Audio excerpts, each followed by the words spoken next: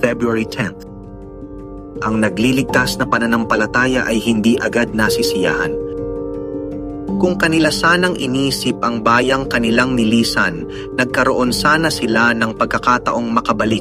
Ngunit ang hinahangad nila ay isang bansa na mas mabuti pa, isang makalangit. Hebreo 11:15-16. Nakikita ng pananampalataya ang ipinangakong hinaharap na iniaalok ng Diyos at ninanais ito. Gaya ng nangyayari, hinahangad nila ang isang mas mabuting bansa, yani isang makalangit. Maglaan ng sandali upang pagnilayan ito. Maraming tao ang pinapaliit kung ano ang tunay na pananampalataya sa pamamagitan ng paggawa nitong isang simpleng desisyon lamang na walang pagbabago sa kanilang ninanais at hinahangad. Ngunit ang punto ng tekstong ito sa dakilang kabanata ng pananampalataya sa Biblia, Hebreo 11, ay na ang pamumuhay at pagpanaw sa pamamagitan ng pananampalataya ay nangangahulugang pagkakaroon ng bagong mga hangarin at paghahanap ng bagong kasiyahan.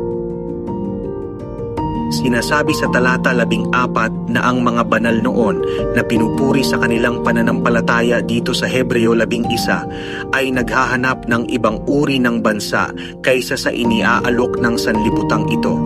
At sa talata 16 ay sinasabi na hinahangad nila ang mas mabuti kaysa sa maibibigay ng kasalukuyang buhay sa lupa. Hinahangad nila ang isang mas mabuting bansa, yani isang makalangit.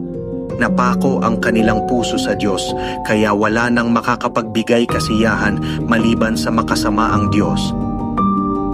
Kaya ito ang tunay na kaligtasang pananampalataya.